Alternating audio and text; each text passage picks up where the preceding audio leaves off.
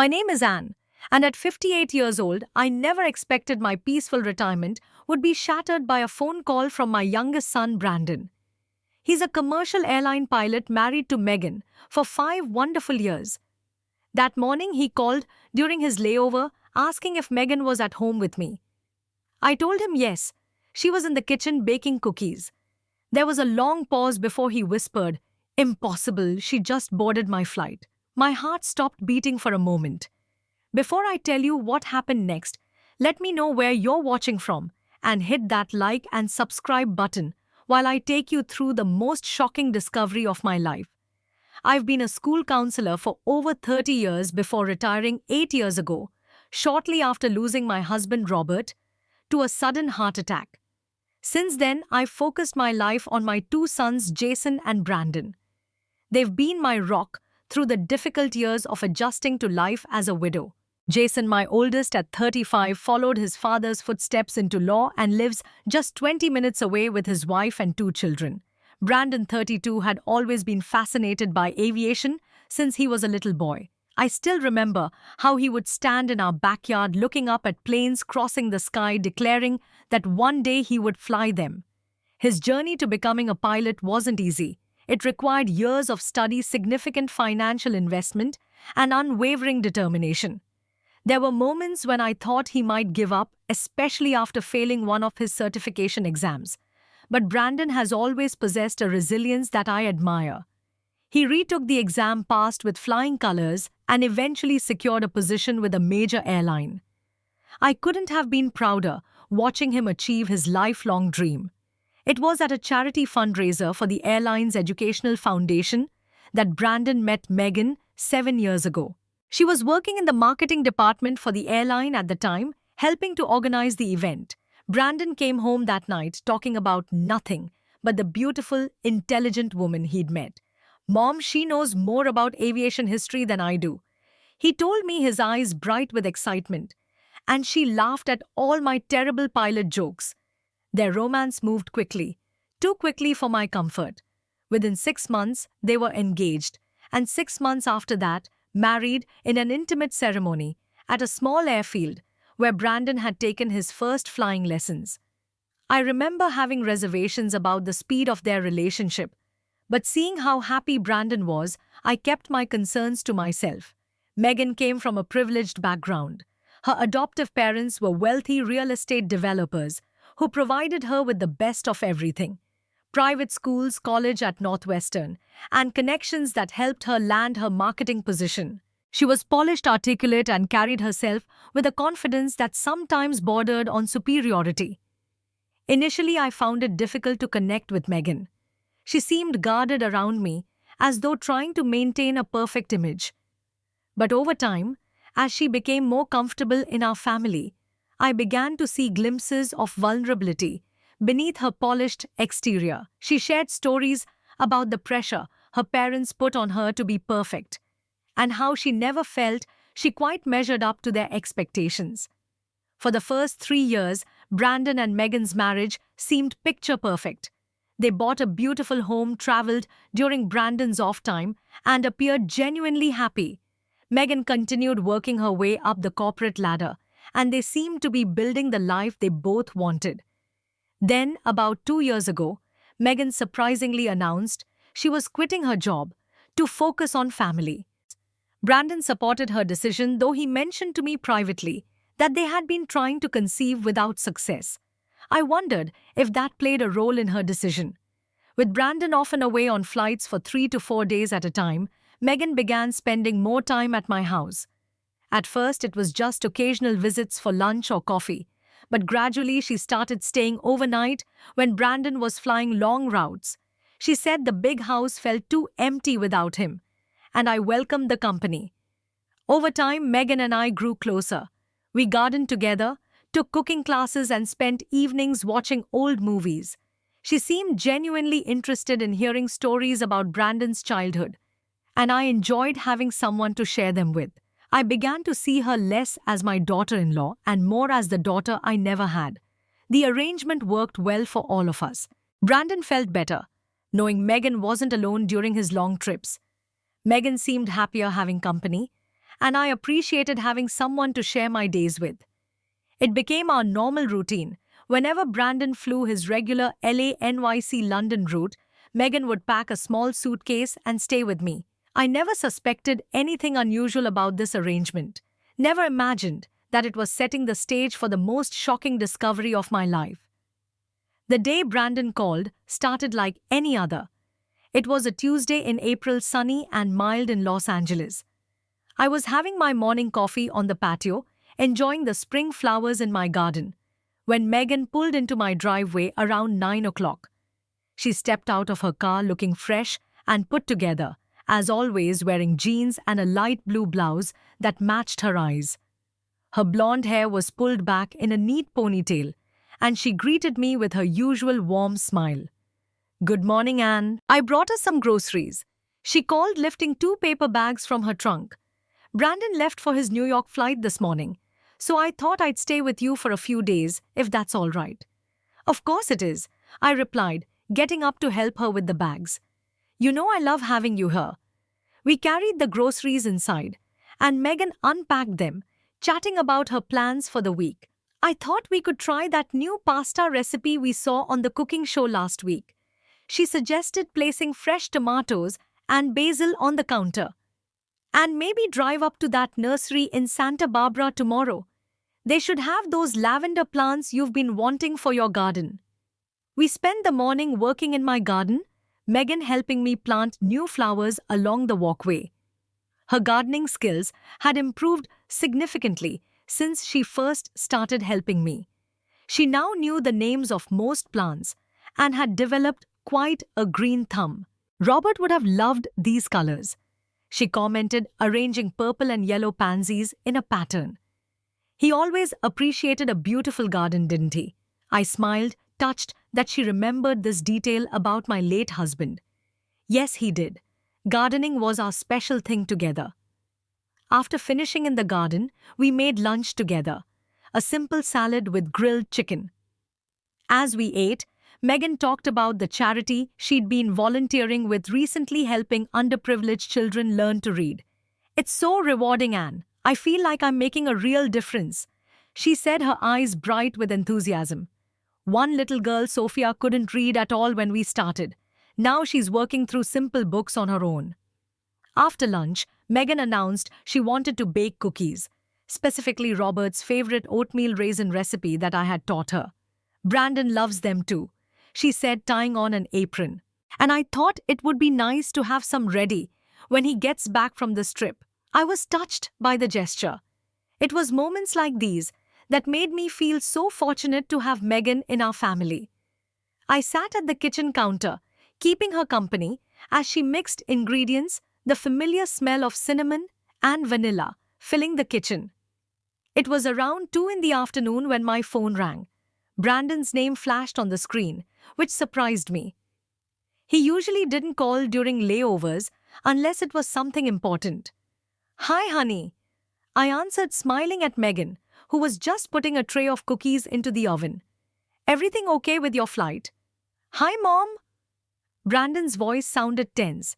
"Quick question, is Megan there with you right now?" "Yes, she's here," I replied, watching as Megan set the timer on the oven. "She's baking your dad's oatmeal cookies."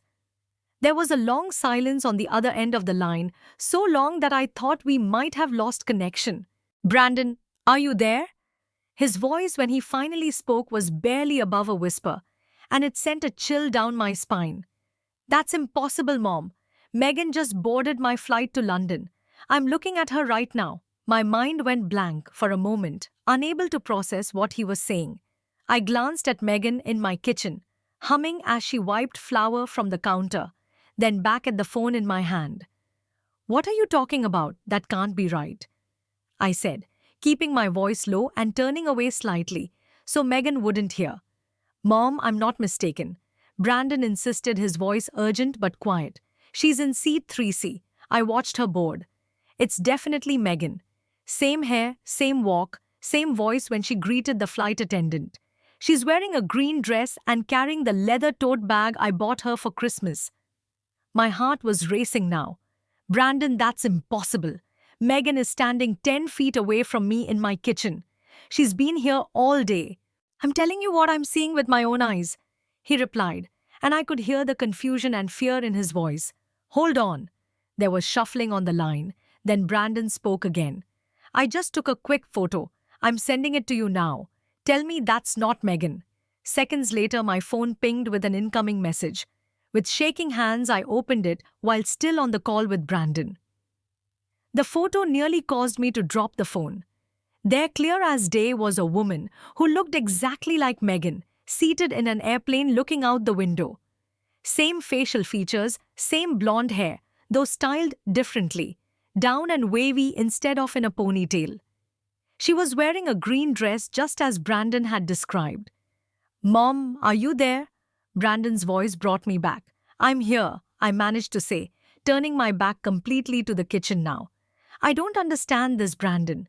The woman in your photo looks exactly like Megan, but Megan is definitely here with me. Could she have a twin she never told us about?" Brandon asked, his voice strained. "She never mentioned one," I replied, trying to think clearly despite my racing heart. "She always talked about being an only child."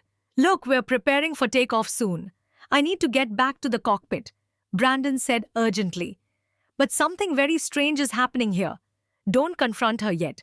We don't know what's going on. I'll call you when we land in New York." "Okay," I agreed, struggling to keep my voice steady. "Be careful and call me as soon as you can." "I will. And Mom, don't let her know we're suspicious. If there's something going on here, we need to figure out what it is first." After hanging up, I took several deep breaths, trying to compose myself before turning back to the kitchen. Megan, or whoever she was now arranging cooled cookies on a plate, looking completely normal and at ease. "Was that Brandon?" she asked casually. "How's his flight going?" "Fine," I said, hoping my voice sounded natural. "Just checking in before takeoff." As I looked at the woman in my kitchen, the woman I'd believed was my daughter-in-law for years, I felt like I was seeing a stranger. Who was she really? And if she wasn't Megan, who was the woman on my son's flight? After Brandon's call, every moment with Megan became an exercise in self-control. On the outside, I maintained a calm demeanor, smiling and chatting as we finished baking cookies. Inside, my mind was racing with questions and possibilities, each more disturbing than the last. I found myself studying her closely, searching for any sign, any small detail that might reveal she wasn't who she claimed to be. Was her laugh a little different? Did she hold her cup differently than Megan normally would? Was there something off about the way she pronounced certain words? The rational part of my brain tried to come up with logical explanations. Perhaps the woman on the plane just looked remarkably similar to Megan. Maybe Brandon was mistaken. After all, he wouldn't have expected to see his wife on a flight she wasn't supposed to be on. But the photo he sent left little room for doubt. The woman on the plane was identical to the woman in my kitchen. Same face, same build, same distinctive blue eyes. As we moved to the living room with our coffee and cookies, I decided to test Megan's knowledge of our family history. I was thinking about going through some old photo albums this afternoon, I suggested casually. "There are so many great memories in them. Would you like to join me?" "I'd love to," she responded with what seemed like genuine enthusiasm. "You know how much I enjoy your family stories." I retrieved several albums from the hallway closet, intentionally selecting ones that contained photos from Brandon's childhood and our family vacations, events that the real Megan would have heard stories about numerous times. We sat side by side on the sofa as I opened the first album. I pointed to a photo of Brandon, at about 7 years old, standing proudly next to a science fair project. "Do you remember what Brandon told you about this project?" I asked, watching her face carefully. Without hesitation, she smiled and replied, "The volcano that almost got him expelled. He used too much baking soda and vinegar, and it erupted all over the principal's new shoes. He thought he was in serious trouble, but the principal was so impressed with his enthusiasm that he ended up winning a special award." Her answer was exactly right. down to the detail about the principal's new shoes. I turned the pages, asking about other photos, Brandon's broken arm from falling out of the treehouse, the family trip to Yellowstone, when Jason got lost for 2 hours, the Christmas, when Brandon saved his allowance for months to buy me a silver bracelet I still wore occasionally. To my growing confusion, she knew all the stories exactly as the real Megan would. She even pointed to a photo I hadn't mentioned and said, "This is from the fishing trip where Robert caught that huge trout." Right.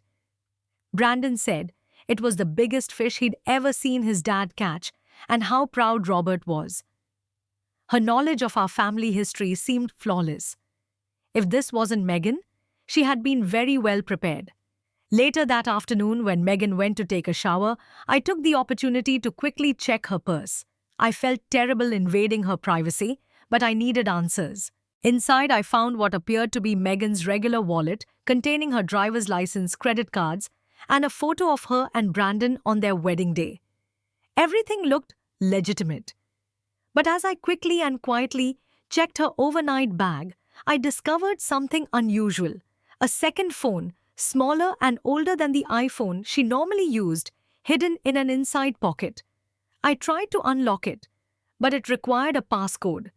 I carefully replaced it exactly as I'd found it. While Megan was still in the shower, I called Jason, my older son. I needed another perspective on this increasingly bizarre situation. "Mom, are you serious?" Jason asked after I explained what had happened. "This sounds crazy. Brandon must be mistaken. I saw the photo, Jason. The woman on that plane looks exactly like Megan. People have doppelgangers, Mom. And Brandon probably just got a glimpse of someone who looks similar." "It wasn't a glimpse," I insisted. "And Brandon knows his own wife." Jason sighed. "Okay, what's your theory that Megan has a secret identical twin she never told anyone about, that she's developed the ability to be in two places at once?" "I don't know," I admitted, "but something isn't right. I found a second phone hidden in her bag." That got his attention. "That is strange," he conceded. "Look, I'll come over tomorrow morning. I want to see her myself. Maybe I'll notice something you've missed." "Thank you," I said, relieved that I wouldn't be facing this alone. "But don't let her know we're suspicious." "Of course not. I'll say I'm dropping by to pick up that book you promised to lend me." After we hung up, I returned to the living room just as Megan came downstairs, hair damp from her shower, dressed in comfortable loungewear. "I thought we could watch a movie tonight," she suggested. "That new one Brandon mentioned wanting to see is streaming now." We settled in for a seemingly normal evening, but every interaction now felt like a performance. I watched as she laughed at the right parts of the movie, made comments about how Brandon would enjoy certain scenes, and reminisced about movies we'd watched together in the past. Her behavior was impeccable, exactly what I would expect from Megan. That night, I barely slept. My bedroom was across the hall from the guest room where Megan was staying, and I found myself listening for any unusual sounds. Around 2 in the morning, I heard the gentle click of a door opening. Peering through my own barely cracked door, I saw Megan, or whoever she was, quietly making her way downstairs. I waited a few moments, then followed silently. From the living room window, I could see her in the backyard, the glow of a phone screen illuminating her face as she spoke in hushed tones. I couldn't make out most of what she was saying, but I caught fragments that sent chills down my spine. "No, she doesn't suspect anything." And later, "Everything is going exactly as planned." She was on the call for about 10 minutes before returning inside. I hurried back to my room before she could catch me spying, my heart pounding so loudly I was sure she would hear it. As I lay awake for the remainder of the night, one thought kept circling in my mind. The woman sleeping in my guest room was involved in something secretive and potentially dangerous, and somehow my family was caught in the middle of it. Jason arrived the next morning just after 10, carrying a canvas bag to maintain our cover story about borrowing a book. I texted him earlier warning him to act completely normal. When he walked through the door, Megan greeted him with her usual warm hug. "Jason, What a nice surprise. Are you staying for lunch? Just stopping by quickly to grab that book Mom promised me. He replied smoothly, but I could see him studying her closely. Well, at least have some coffee, she insisted.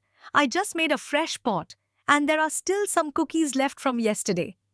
The three of us sat in the kitchen, engaging in casual conversation. Jason brought up stories from their shared family experiences, carefully watching Megan's reactions and responses.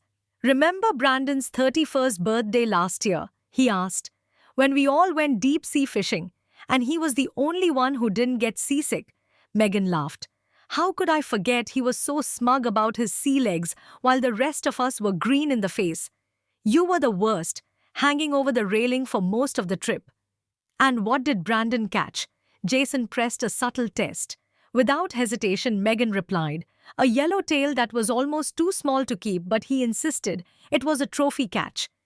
We still have the ridiculous picture on our mantle where he's holding it up like it's a marlin. Jason glanced at me briefly. Her answer was perfect.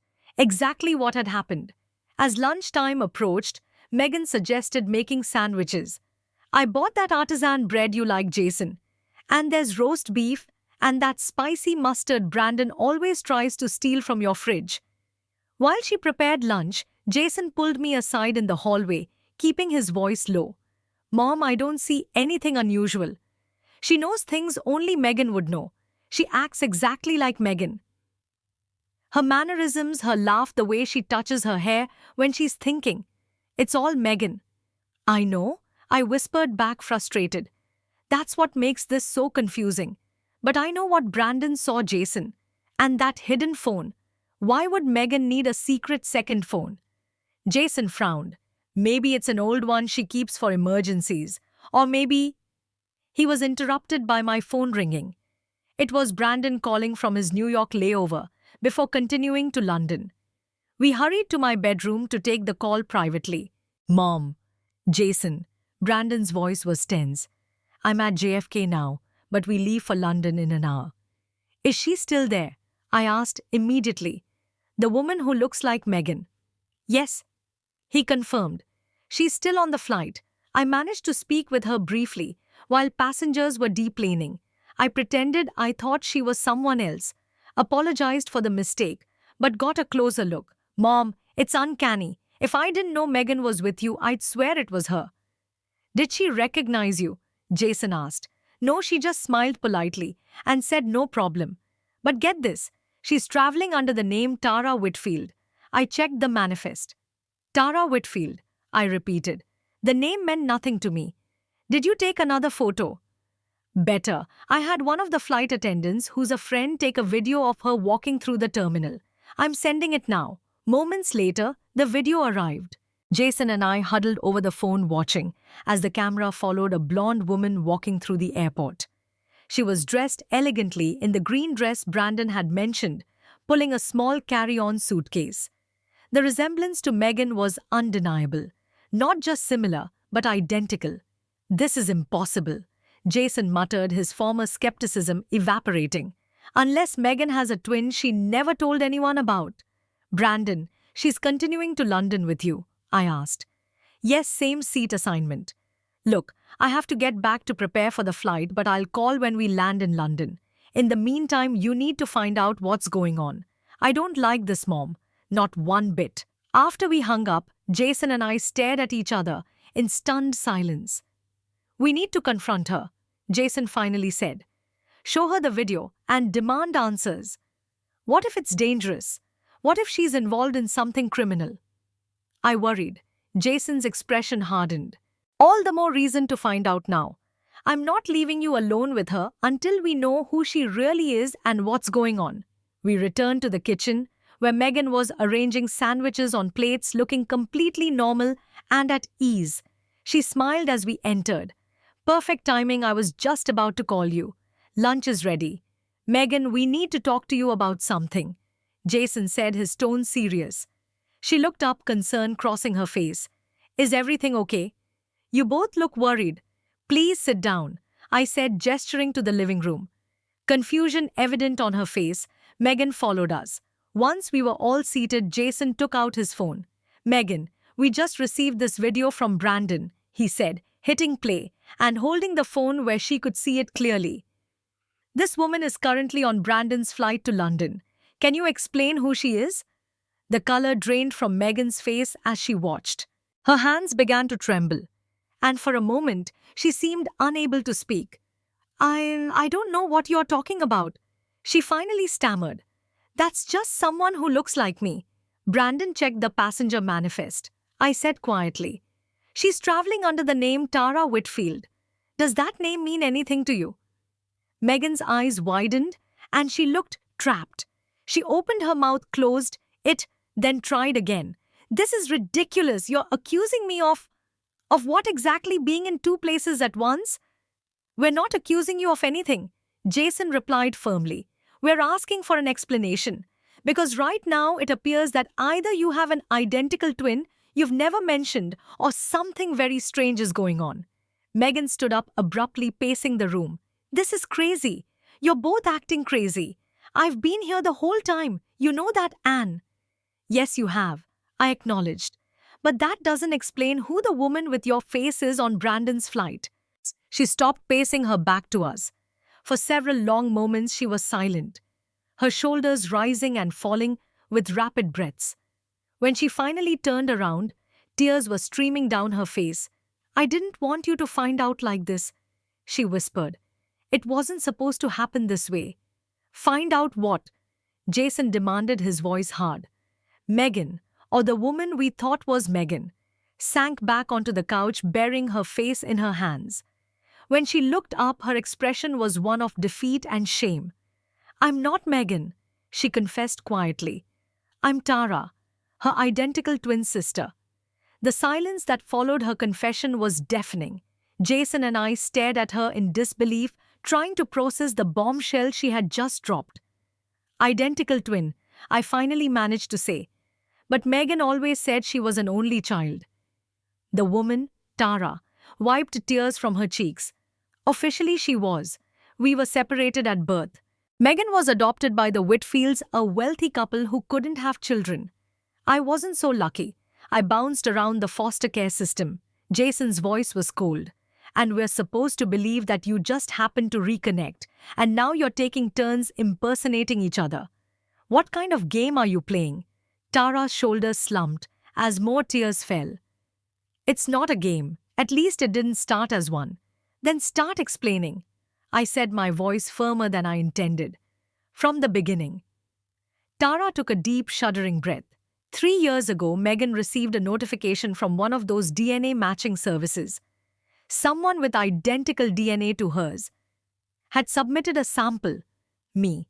I'd been searching for my birth family for years. She paused, twisting her wedding ring, Megan's wedding ring, nervously on her finger. "We met in secret at first." Megan was overwhelmed. She'd grown up believing she was an only child, the center of her parents' universe.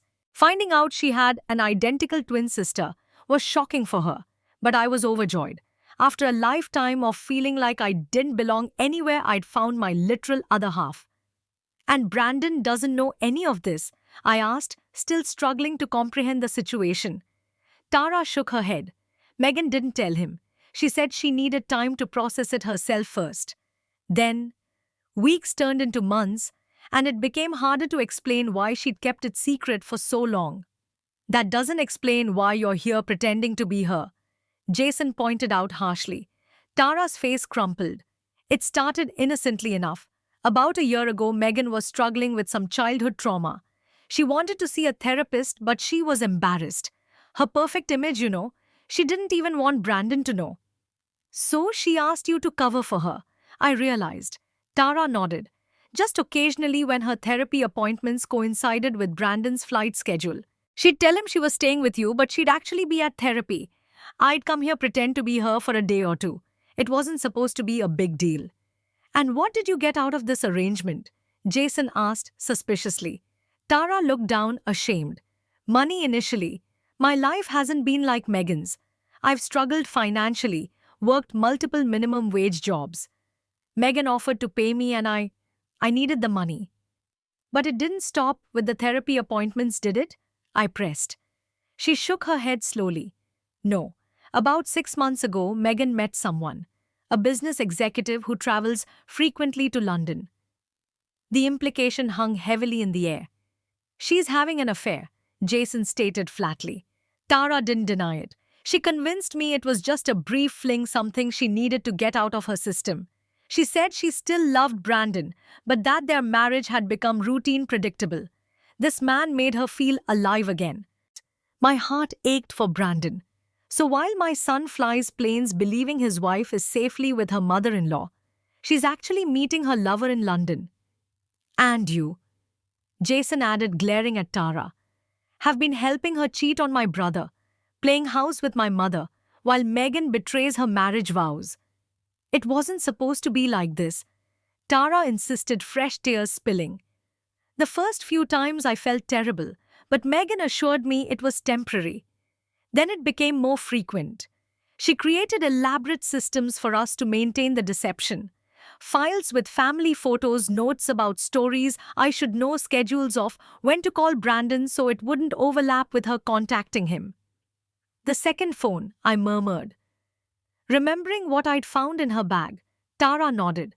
For emergency contact between us. Regular phones were too risky with shared accounts and location tracking. How many times have you done this? I demanded. About 12 times over the past year, she admitted. Usually just for a few days when Brandon flies the London route. And in all that time, you never thought to tell my son that his wife is cheating on him. Jason's voice was rising with anger. You never considered that what you're doing is wrong. I know it's wrong, Tara whispered.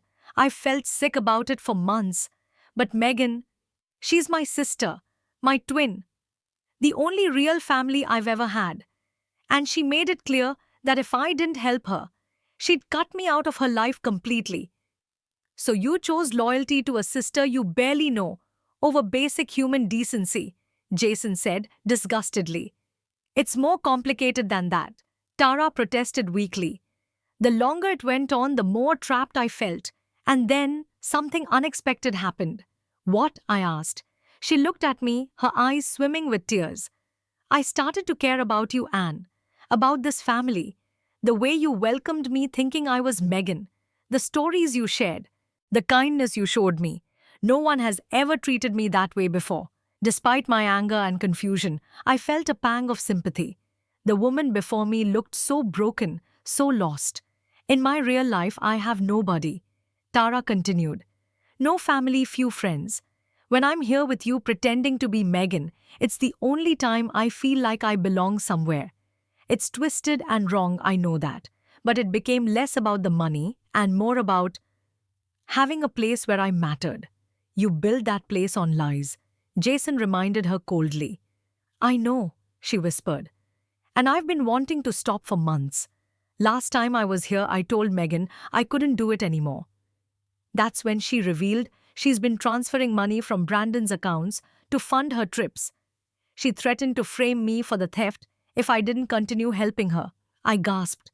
She's stealing from Brandon too. Tara nodded miserably. She's been siphoning money gradually for months. Thousands of dollars. She said if I stopped helping her, she'd make sure I took the fall for it. The room fell silent as Jason and I tried to process everything we'd learned. The betrayal went deeper than we could have imagined. Finally, I asked the question weighing most heavily on my mind. What happens now? Brandon is currently flying to London with Megan on his plane. He has no idea about any of this. We need to warn him, Jason said firmly. He needs to know the truth before he lands. Tara looked panicked. Please, you don't understand what Megan might do if she's cornered. She's not the person you think she is. The perfect daughter-in-law. That's an act. Underneath, she's calculating and vindictive. And we're supposed to trust you, Jason scoffed. After all the lies. I'm telling the truth now, Tara insisted. I'll do whatever you want. I'll help you prove everything I've said.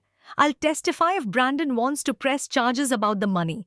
Just please be careful how you approach Megan. She won't react well to being exposed. As I looked at the distraught woman before me, a perfect mirror image of the daughter-in-law I thought I knew, I realized that our family was about to be torn apart in ways I could never have imagined. And my son, currently crossing the Atlantic Ocean, had no idea of the storm awaiting him in London. The next 12 hours were among the most tension filled of my life. After Tara's confession, Jason and I faced the difficult decision of what to tell Brandon. We didn't want to shock him with the full truth while he was responsible for piloting a plane full of passengers. But we knew we couldn't let him walk into the situation in London completely unprepared. We decided to call him during his layover at Heathrow before his scheduled rest period. When we reached him, we shared a simplified version of what we'd learned: that Meghan had an identical twin sister she'd never revealed to him, and that the two women had been occasionally switching places. An identical twin. Brandon's voice was a mixture of shock and disbelief. And she never told me. There's more to the story, Jason said cautiously. But we think it's better to explain everything in person. The important thing right now is that you know the woman on your flight is actually Meghan, not an imposter. Where is she staying in London? Brandon asked, his voice hardening. Tara, who was sitting with us during the call on speakerphone, spoke up. The Dorchester Hotel. Room would be under T. Whitfield. That's the alias she uses when meeting him. There was a long pause on Brandon's end. Meeting who? Jason and I exchanged glances. We'd hoped to spare him this part until later, but there was no going back now. Brandon, I said gently, Tara has told us that Meghan is meeting someone in London. A business associate. The silence that followed was painful. She's having an affair, Brandon finally said. It wasn't a question. I'm so sorry, I whispered. Who is he? Brandon's voice had gone dangerously quiet. His name is Richard Carlyle, Tara replied.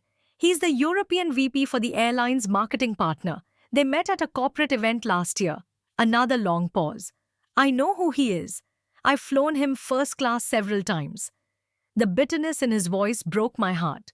Brandon, maybe you should wait until you get home, I suggested, worried about what he might do. We can figure this out together. No, he said firmly. I need to see this for myself. I'll call you afterward. Despite our protests, Brandon ended the call. We spent the next several hours in anxious waiting, trying to process everything that had happened. Tara remained with us, subdued and cooperative, answering our questions about the elaborate deception she and Meghan had maintained. How did you pull this off logistically? Jason asked, the switching back and forth. Tara explained the complex system they'd developed.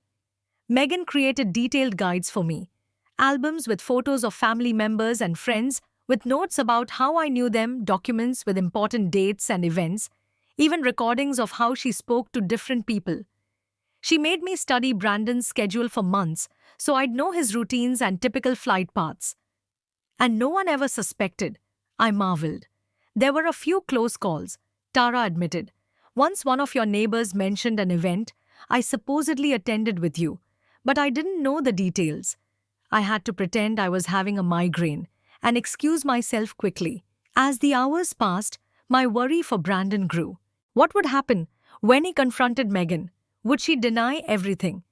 Try to turn the blame on her sister? Finally, around midnight, our time, Brandon called. I found them, he said, his voice hollow, at the restaurant in the hotel, having dinner like they didn't have a care in the world. I watched them for a while from the bar. The way they looked at each other, touched each other's hands. It was obvious. What did you do? Jason asked. I walked over to their table and introduced myself to Richard Carlyle. Hello, I'm Brandon Mitchell, Meghan's husband, the pilot whose flight you were on earlier today. I could picture the scene.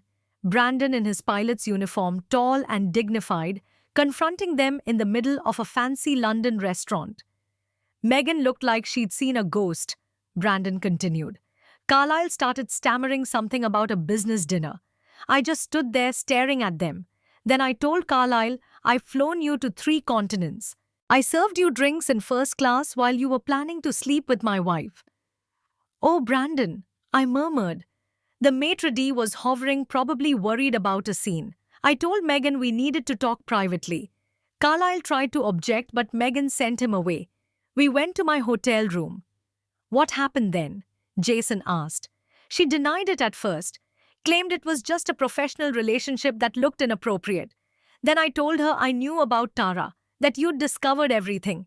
She changed. It was like watching a mask slip off. She became cold calculating, said I was being ridiculous, that I couldn't prove anything. Did you tell her about the money? I asked. Yes, she didn't even deny that part. Just said I couldn't prove she was responsible, that it would look like Tara had stolen it, while pretending to be her. That's exactly what she threatened me with. Tara confirmed quietly. I told her I want a divorce. Brandon said, his voice cracking slightly. She laughed and said I'd never be able to afford the lawyers she'd hire, that she'd take everything, including half my pension from the airline. My heart ached for my son. In the space of a day, his entire life had been upended. I'm booking an earlier flight home, Brandon continued. I've already spoken with my supervisor, told him it's a family emergency. I'll be back tomorrow night. After we hung up, the three of us sat in stunned silence. The full weight of what had happened was beginning to sink in. I should leave, Tara said eventually. I've done enough damage. Where will you go? I asked, surprising myself with the concern I felt. I have a small apartment in San Bernardino. It's not much, but it's mine. Jason, who had been quiet for some time, finally spoke. You need to stay. Brandon will have questions only you can answer. And if this goes to court, for the divorce or criminal charges over the stolen money, you'll be a key witness. Tara nodded, resigned. I'll stay as long as needed. It's the least I can do. The next 24 hours passed in a blur. Brandon returned home exhausted and emotionally drained. His reunion with Tara was tense. Seeing his wife's face on the woman who had helped deceive him was understandably difficult. In the days that followed, more details of Megan's betrayal came to light. Brandon discovered that she had transferred over $30,000 from their joint accounts to a private account in the past year. He filed for divorce immediately and reported the financial theft to the police. Megan returned to Los Angeles a week later, staying with friends and hiring an aggressive attorney. She tried multiple times to contact me, leaving tearful voicemails claiming she'd made a terrible mistake and begging for my help in reconciling with Brandon. I didn't return her calls. The weeks that followed were painful and chaotic. Brandon moved temporarily into Jason's guest room, unable to face the home he had shared with Megan. Tara provided a full statement to Brandon's lawyer, and the police detailing her role in the deception and providing evidence of Megan's financial misconduct. Megan's carefully constructed image crumbled as the truth emerged. Several of her friends abandoned her when they learned how she had manipulated everyone around her. Her parents, initially supportive, withdrew when they discovered the extent of her deception. For Brandon, the betrayal cut deep. Not just the affair, but the elaborate lies, the financial theft, and the realization that the woman he had loved for 5 years had been living a double life. And for me, there was the strange, uncomfortable reality that I had unwittingly formed a relationship with Tara while believing she was Megan. The genuine connection I'd felt with her during those visits, was any of it real, or was it all part of the act as the legal processes began for both the divorce and the potential criminal charges for financial fraud? Our family entered the most difficult chapter we had faced since Robert's death. But we would face it together, determined to find our way through the darkness that Megan's betrayal had created. 6 months after that fateful phone call from Brandon, life had settled into a new, if imperfect, normal. The divorce had been finalized with surprising speed. Megan, realizing that Tara's testimony and the financial evidence would destroy her in court, agreed to a settlement that was fair to Brandon. She avoided criminal charges by repaying the money she had taken plus interest. Brandon threw himself into his work, requesting longer international routes that kept him busy and gave him less time to dwell on the betrayal. He sold the house he had shared with Megan and bought a smaller condo near the airport. Gradually, I watched my son rebuild his life piece by piece. I'm not ready to date again. He told me over dinner one evening, but I'm not bitter anymore, just wiser. I was proud of his resilience. The Brandon who had emerged from this ordeal was stronger, more cautious perhaps, but not hardened. As for Tara, her role in our lives took an unexpected turn. After the initial shock and anger had subsided, Brandon recognized that she too had been manipulated by Megan. While he couldn't look at her without seeing his ex-wife's face, he acknowledged that she had ultimately helped expose the truth. Tara, for her part, worked hard to make amends. She enrolled in community college courses to finish her long-abandoned degree. She found a job as an administrative assistant at a local non-profit, and she made a point of establishing her own identity, dyeing her hair brown and adopting a different style of dress to differentiate herself from Megan. My relationship with Tara evolved in ways I never could have predicted. At first, I maintained my distance, unsure how to feel about the woman who had pretended to be my daughter-in-law.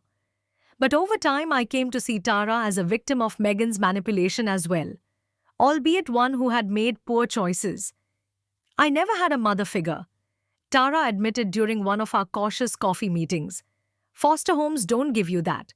When I was pretending to be Megan the way you treated me, with such warmth and acceptance, it was the first time I experienced what it might feel like to have a real family. I couldn't help but feel compassion for her. That doesn't excuse the deception, Tara. I know, she said quietly. Nothing does. But I want you to know that my feelings for you and this family were real even if my identity wasn't. That's why I couldn't continue the charade. I cared too much. Against all odds, we developed a tentative friendship. I helped her navigate the complexities of continuing her education at 35. She helped me redesign my garden, showing a genuine talent for landscape design. We were careful to maintain boundaries, and I made it clear that my sons came first, but there was a connection that couldn't be denied. Jason was more reluctant to forgive, protective of his younger brother. I don't understand how you can even talk to her mom, he said more than once. She helped Megan hurt Brandon. People are complicated, Jason, I would reply. They make mistakes, they learn, they grow. Tara is trying to build an honest life now. I think that deserves some recognition. As for Megan, she eventually moved to Chicago, taking a marketing position with a different company. She made several attempts to reconcile with Brandon in the early months, sending emotional emails and letters, but eventually accepted that the damage was too severe to repair. Her final communication was a simple note of apology, acknowledging the pain she had caused without making excuses. It was perhaps the most honest thing she had ever shared with our family. The most surprising development came during the winter holidays, 6 months after everything had been revealed. Brandon, home for Christmas dinner, mentioned that he had spoken with Tara recently. "You have?"